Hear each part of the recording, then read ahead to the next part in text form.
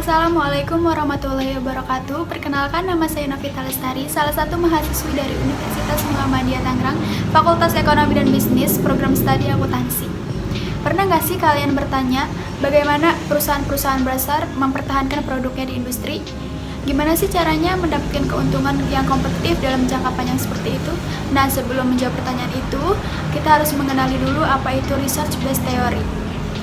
Apa itu Research Based Theory? Research Based Theory itu atau disingkat RBT merupakan salah satu pendekatan dalam merancang suatu strategi untuk mencapai keunggulan kompetitif dengan menggunakan sumber daya internal yang dimiliki perusahaan. Jadi, model ini menganggap bahwa kunci utama performa perusahaan adalah sumber daya unggul yang dimilikinya. Nah, bagaimana cara kita menemukan dan menentukan sumber daya yang unggul itu? Yang pertama, identifikasi sumber daya. Kita harus mengenali terlebih dahulu apa saja sumber daya yang kita miliki. Kita bisa membagi ke dalam 3 kelompok besar, yaitu sumber daya fisik, sumber daya manusia, dan sumber daya organisasi. Kita juga bisa mengidentifikasi sumber daya dengan cara mengelompokkan ke dalam 2 bentuk, yaitu tangible dan intangible. Sumber daya fisik contohnya pabrik, equipment, mesin, teknologi, gedung, dan sebagainya. Sumber daya manusia terdiri dari karyawan, planning, experience, skills, dan seterusnya. Kemudian sumber daya organisasi terdiri dari struktur perusahaan, proses perencanaan, sistem informasi, paten, copyright, dan seterusnya. Lalu sumber daya mana yang unggul? Dalam RTV kita kenal yang namanya kerangka Frio.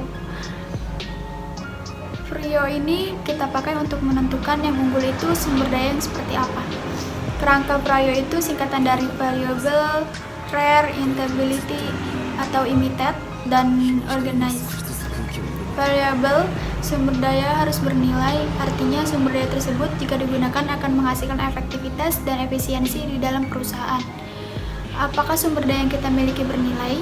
Jika tidak, maka yang akan timbul adalah kelemahan kompetitif. Jika bernilai, apakah sumber daya tersebut langka? Artinya sumber daya tersebut hanya dapat diperoleh oleh satu atau beberapa perusahaan saja.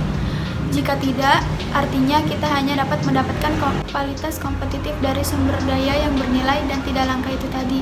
Tapi, jika sumber daya tersebut selain bernilai juga langka, selanjutnya kita lihat apakah sumber daya tersebut sulit atau mahal untuk ditiru oleh saingan kita. Jika tidak, artinya dengan sumber daya yang bernilai dan langka itu saja kita sudah mendapatkan keunggulan kompetitif, tapi hanya sementara. Dalam waktu dekat, persaingan kita akan meniru sumber daya tersebut.